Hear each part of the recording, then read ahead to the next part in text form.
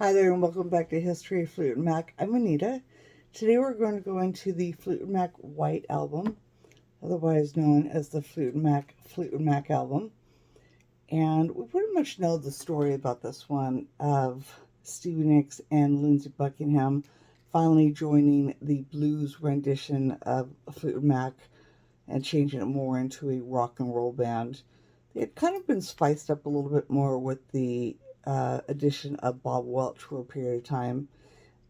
But Stevie and Lindsay, really being California people and more into the California sound, really took Fleetwood Mac in a different direction.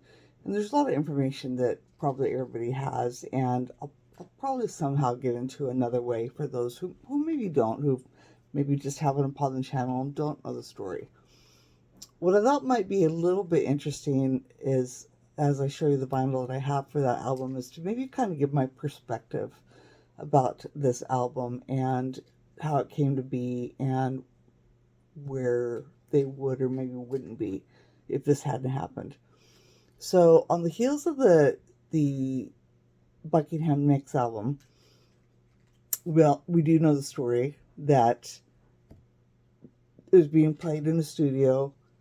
Mick Fleetwood was there to look for a new studio to record the next Mac album. Bob had left the band, or I think Bob was maybe still attached, but he was going to be gone. They weren't going to be recording with him anymore.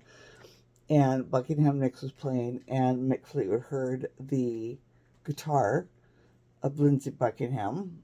And then it's come more into light, which I didn't know until a little bit more recently, that they were both there that day. Both of them were there that day, Stevie and Lindsey. And because I thought the album had come out and it just was a fluke that was playing, but each member tells the band a little bit differently. So a little bit more modern version sounds to me like Stevie Nicks and Lindsey Buckingham were there recording what would possibly have been Buckingham Nicks 2. And to my knowledge, because this gets where it's kind of gray, I thought always that Mick Fleetwood pretty much on the spot said, "Hey, do you want to join this band?" And Lindsey Buckingham was like, "No, I'm dating Stevie Nicks. We're Buckingham Nicks. We come as a package." And that is then when a dinner was planned on Christmas Eve, and Stevie came to meet Christine, and they talked and such. But it also sounds like they had been spoken to. They had had some kind of meeting.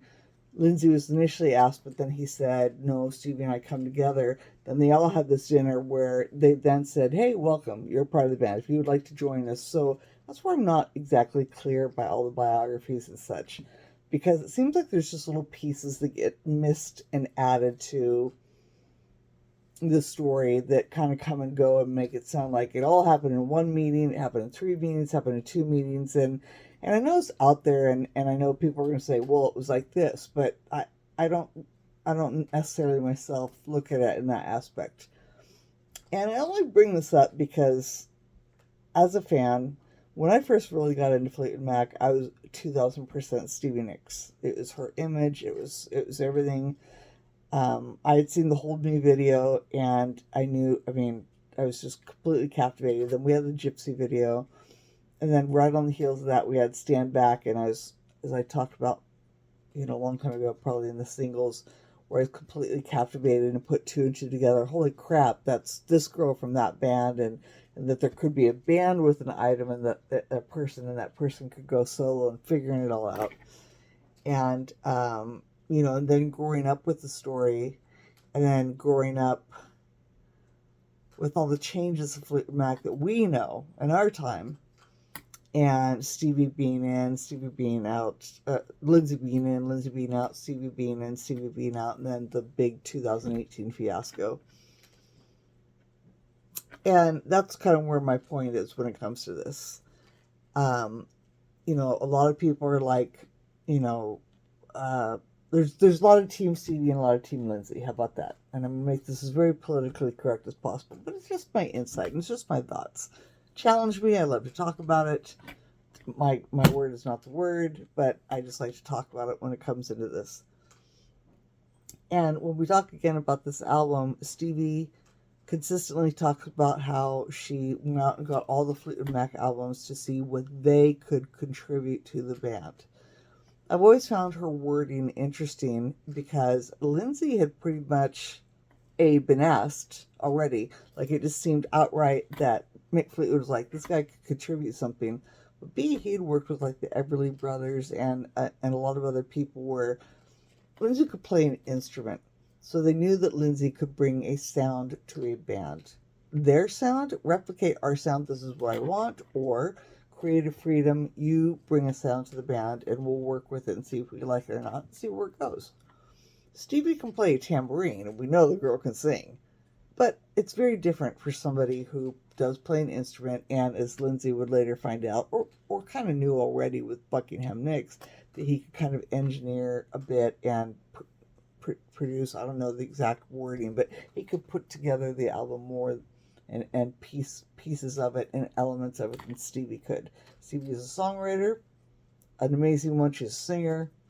She plays a little guitar, a little piano, a little tambourine. But Lindsay is a very hands-on person. He's very involved with the whole product, how it gets written, how it gets the chords, the whole building of the song till, it becomes from this to this. Stevie is like, she's a free bird, just puts it out there beautifully, and then people hone her gift, as we all know, and she herself speaks highly and always has of those who work with what she's put out there. So again, coming back to that, it was Stevie and Lindsay joined, and the whole after that, it became very quickly that Stevie felt very Stevie's constantly quoted in the early Fleetwood Mac days as being the little sister of the band, and meaning she was kind of not paid as much attention to her. She kind of felt like the fifth wheel, I think, is what she means by that. And it's true. I mean, certainly she was the songwriter and such, but she couldn't participate much more. Mick, John, and Christine had certainly done more for many more years. Lindsay was like, yeah, give it to me. Let's see what I can do with it. And Stevie was kind of like, come in the studio, lay down your tracks, and go away. There was much more she could give to it.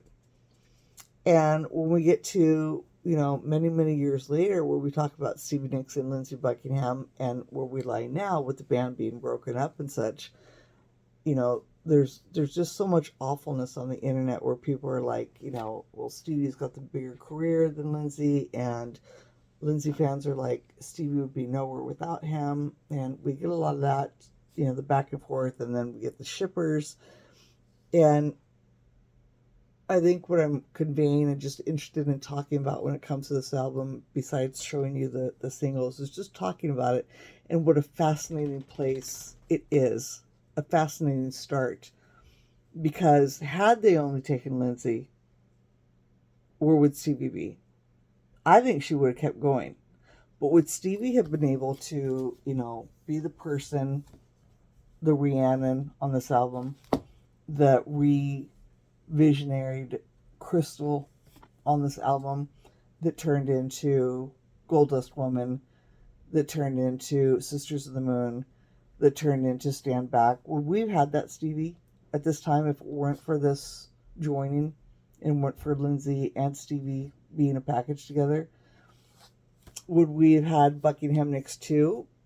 Definitely not, in the sense of they were dropped from Polydor, so they themselves would have had to shop and go somewhere else. But when you take certain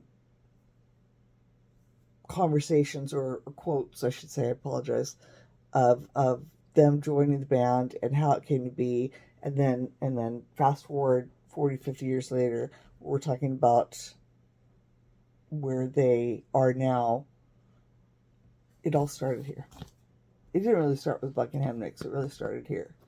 And I just think that, and then also we have taken into consideration that they were in a relationship.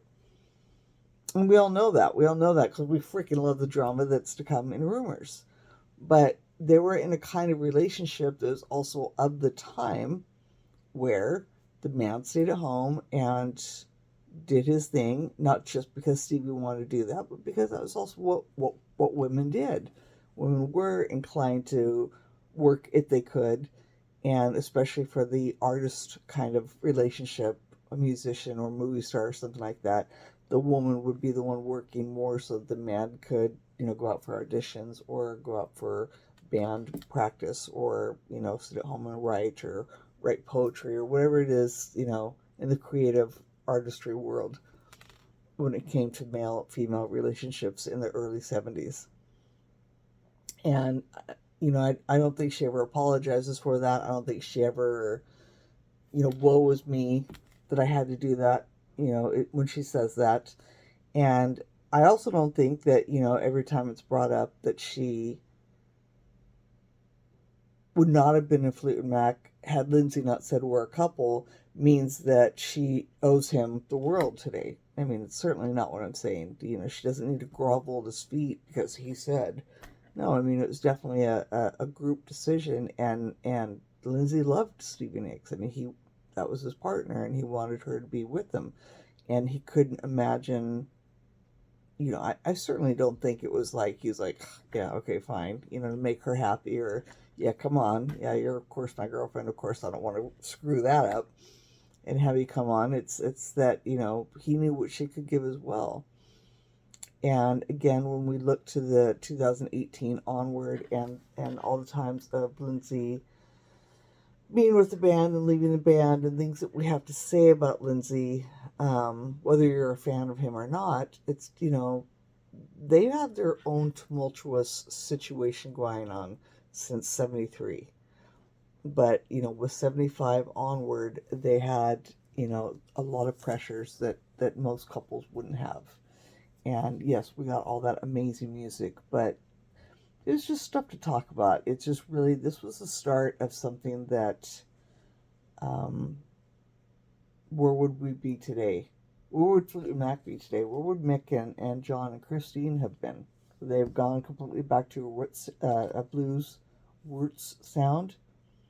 Would they have disbanded and we would have gotten their solo projects a little bit more? I don't even think they would have been as adventurous, even with the 80s, when the 80s came on with the different sounds than they were what with Stevie and Lindsay having joined. So that was just my little intro perspective and a small piece of what I was thinking about when I was thinking about showing these albums is, some of the comments that have come out, quotes from Stevie and Lindsay and meetings, and again, just where we have had the Stevie that we have today were it not from them both joining, having Rhiannon, Crystal, and certainly the Stevie that we have on the back of this album is nothing like the Stevie even from Buckingham Nicks. I mean, look at her.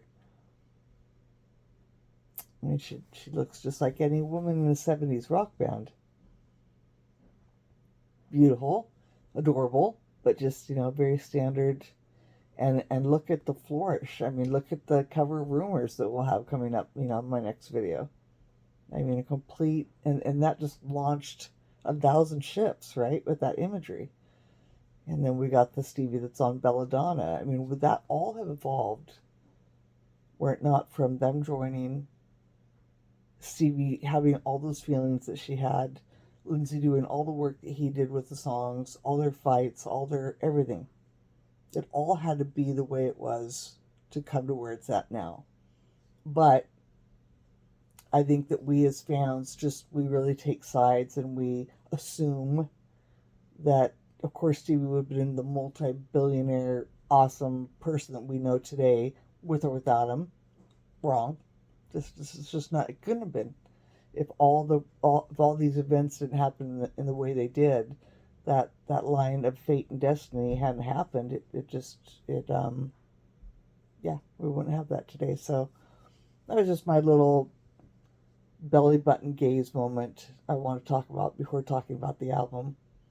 And this first one I'm holding up is an England release, and it's just a standard release. Actually, no insert on this one, probably missing, and just the yellow reprise, Warner reprise label.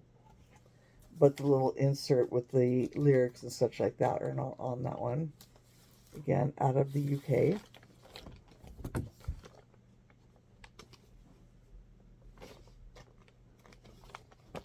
Put those on the side, actually. I also had some mixed up stuff here. This was just a real neat little promo, just a dumb little thing. And you'll notice I found stuff like this. You'll see these throughout my record collection. This was a double thing put out by Warner Brothers. That's what I thought. Sorry. It's just a little promo thing, but you'll see the band is here. Pictured here. And then they include Rhiannon on there because they're really promoting. And somewhere here there's a little talk about them. And I thought this was kind of a cool find. A double album set, nothing special. And I don't even think it's a promo. I think it's something that just came out, you know, by Warner Brothers, put out to... It is a promo. My apologies. This is a promotional item. It specifically says that on the label. That's kind of funny. But yeah, so something sent out to people, probably talking about the new bands, because even though, again, to reiterate, as though Fleetwood Mac was not a new band, but it was in the sense of Stevie and Lindsay having joined. So that was a cool early, prior to the album coming out, I would imagine, or right when the album came out. Kind of out of order here on stuff. But that's okay. Because I just wanted to kind of talk about it. And so another UK version. This was rare when I found it. I don't know how rare it is anymore. This has the insert sleeve. But this was white vinyl, which colored vinyl in, you know, the 70s and 80s was kind of a more obscure thing.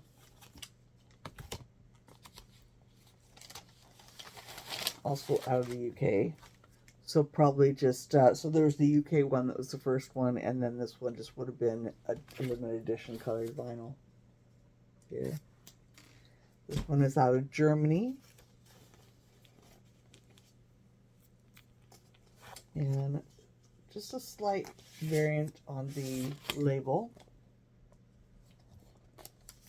I don't think there is a lot of these are missing that little insert. Nope, this one has it. This one's on really nice paper, and the vinyl, the cover is really shiny. The texture is really shiny on this one.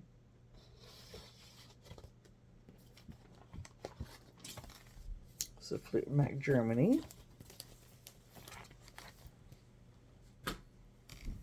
This one is very unique. This is out of Taiwan, and it's funny. It's like they took a picture of the record, right, the cover, and then it's wrapped in, it almost feels like saran wrap, literally.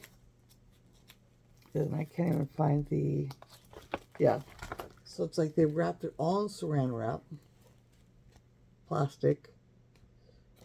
All the lyrics are on the back. And then the album with its blue label, which is very unique. This one is out of China. Not quite the same. It's, no, it is the same. It's very cheaply, again, you have that, they've just taken the picture and wrapped it up. This one's kind of coming apart, unfortunately.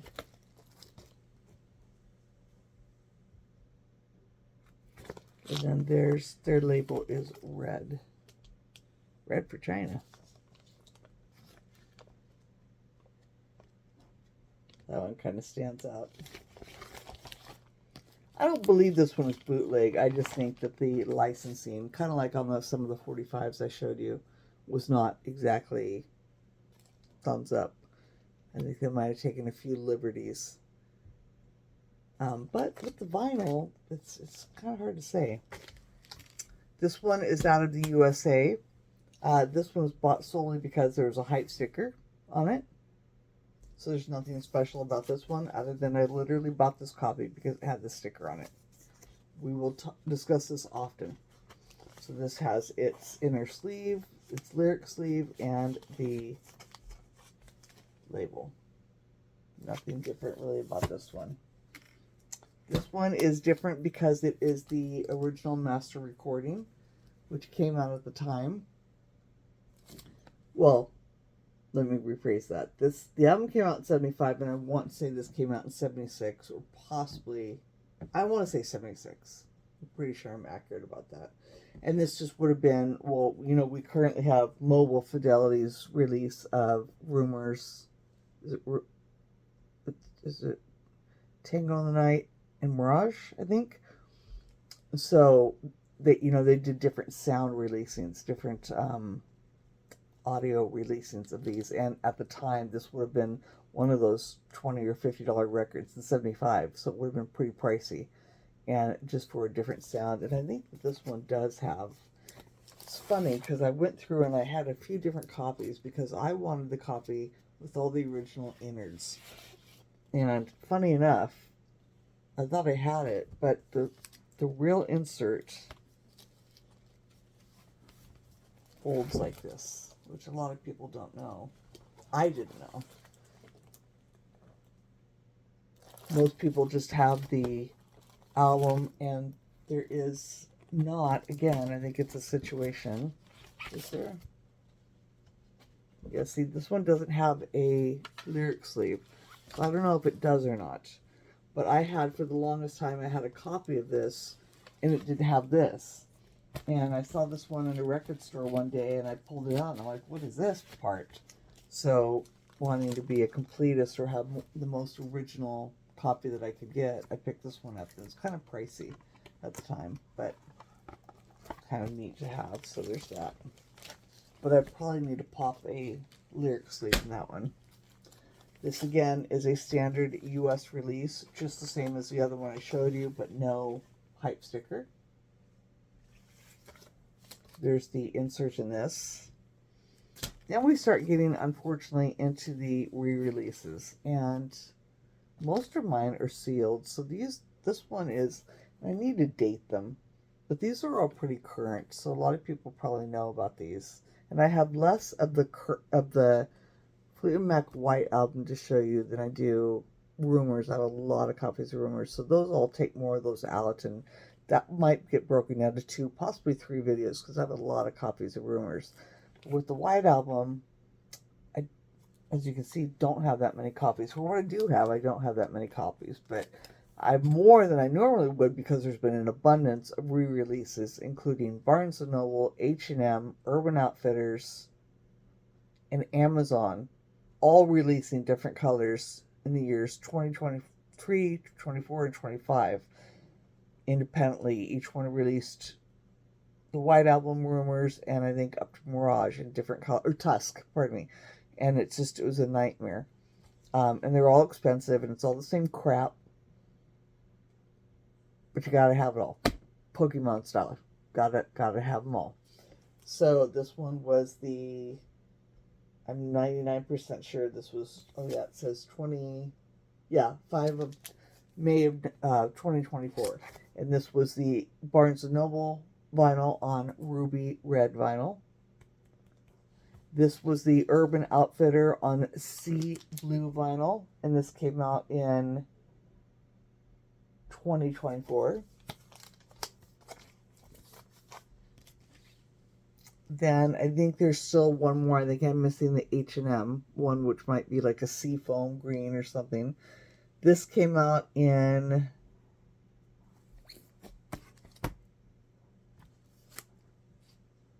2022 or 23, which was the alternate Fleetwood Mac, which was what it was the alternate stuff that was on the box set, which I'm going to do a whole video on box sets at a different time so we can dissect these. I know a lot of people did that. I know there's probably a lot of videos out there already where people have, unboxing box sets, but I'm going to do my own and compare it to a regular album that came out in 1975, quality, sound, the whole deal, and that will just be at another time. But when this came out, there was a disc of extra songs, and then later for a Record Store Day release, they made available just the vinyl. So if you didn't want to buy the box set, you could just get the vinyl copy with the alternate songs on it. And then for Record Store Day this year, just a few months ago, they had the first ever picture disc of this album they released. So that's actually pretty much it that I have for the White Album. Straight copies of the White Album. I have lots of little pieces, as I said, kind of like I just shown you. But in addition, what had come out that same year, I don't know if people remember this, but I had this when I was a kid, getting into Fleetwood Mac. I just thought, what the heck, this is so cool. This is by a British company called Pickwick. And yeah, it's a tribute album, basically. I loved the cover. I loved all the penguins. But I put it on the record player and I'm like, what in the Sam Hill am I listening to? I was not happy. I was not amused that it was not Fleetwood Mac. And I got rid of it, and it took me years to find it again, and it brings me great joy to have this back, because I really remember it, for better or worse. It's just kind of a funny thing, and something I'm really happy to have back in my collection. But yeah, this is like the K-Tel. This is the K-Tel of the UK, Pickwick. K-Tel Records, if you know, you know. So there's that. An early bootleg that is probably legitimately from 1975. Not only is it a show, one of the first shows they did at that time when they went on tour for the White Album, but this bootleg probably is legitimately from that time. Again, I might make a whole separate video one day just about bootleg shows, how they've kind of evolved. And they deserve commentary on their own. There's never anything on the inside. They consistently will put wrong information and wrong set list to get by any licensing issues. So things are spelled wrong, or it's the wrong titles, anything. The label. This was a current, no, I'm sorry, let me show this one. This one's from 76, so we're a little ahead of ourselves. This one I know, this one could be this show. It's not, but what I'm saying is they have released the same show over the years with different photos. Different companies will make these bootlegs. So this one is legitimate, though. Again, but by legitimate, I mean of its time, a blank label. As little information on there as possible to get away with any licensing issues. Just a plain white sleeve, so next to nothing. And then this is very current. This is a perfect example of what was old is new again. So people are finding old shows and bringing them back and repackaging them much nicer than we had back then, that's for sure. A lot more quality and actually, you know, kind of nice, to be honest. I mean, I'm not thrilled with the artist not getting any money, but you know, so a lot of these are cleaned up very nicely and released if the band hasn't done it themselves. So it's kind of nice to have. I'm not saying it's this one, just as an example. And again, this would be,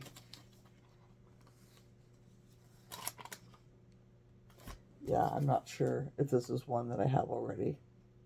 Because like I said, I don't even think I've listened to this. I think I just picked it up, or actually a dear friend sent this to me, so probably just picked up to have, but yeah, need to match it up. And then just ending it out, just a release that came out in 76, also by Warren Zevon, who will be brought up a lot with Fleetwood Mac as a close friend of the band, very close to Waddy Wachtel in particular, who worked with him quite a bit. And this song features Poor Poor Pitiful Me, which has Lindsey Buckingham, and Muhammad's Radio, which features Lindsey Buckingham and Stevie Nicks. I also wanted to say that she is on, nope, I think that's it for Stevie. But I think Stevie recorded Poor Poor Pitiful Me, or who did that? Linda Ronstadt did it, but I thought Stevie did it. Or one of her backup singers has a version. Or Linda Ronstadt did it with some of Stevie's backup singers. So there's something in the mix there, and I can't remember off the top of my head. But that is it for the White Album, and I appreciate you hearing my little rant. I don't think I'll start all LP commentary off like that. Like I know I didn't with the Buckingham Nicks, but it's just something that had kind of been on my mind lately. You know, I'm kind of sad, as we all are. We're getting on anniversaries of certain albums, and we're hearing about Stevie Nicks possibly making a new album. We're hearing that maybe Lindsey Buckingham's going to go back on tour, and then we heard recently that Mick Fleetwood and Lindsey had gotten together, and Mick Fleetwood was working on something where Lindsey showed up, and now there's all this talk of a potential reunion, which is never going to happen.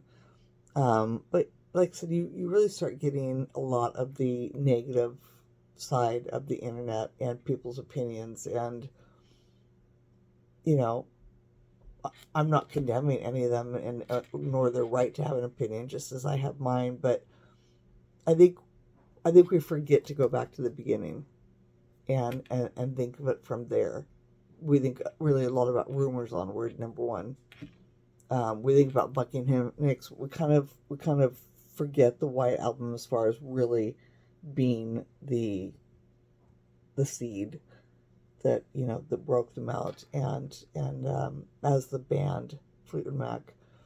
And so I just want to kind of reminisce on that one and just give an insight and just kind of my thoughts on it. So thank you as always for tuning in ever and listening to my rants and raves, and looking and seeing all the stuff that I have, and as I've stated 1,000 times prior, it's really why I started this channel, is just to talk about it and just talk about my feelings as a fan and thoughts that I have on things, and everything that I have to share with you guys. So I hope you enjoy it. Thank you for always coming back. If you do, if you don't, or you're new here, please subscribe. I have so much to show you, and I'm really proud that this channel is growing, and that people are seemingly interested, and I would love for you to be part of that journey, staying with me. So please like, comment, tell me what you think about when Stevie and Lindsey joined, and where you think they might have been had they not. Had they been at that dinner and they said, you know, we just want Lindsey. I don't think it's going to work with Chris and Stevie, or, you know, just any alternate history kind of ideas that you might have of the band. So I'll make the short, cut it out. The next one we'll have is rumors, and we'll really just talk about, again, I think I'm going to have to make that one, definitely 2 parts, because I have a lot of rumors, possibly 3, but I'll try and make those short as well. So until next time, thank you so much, and have a great night. Bye-bye.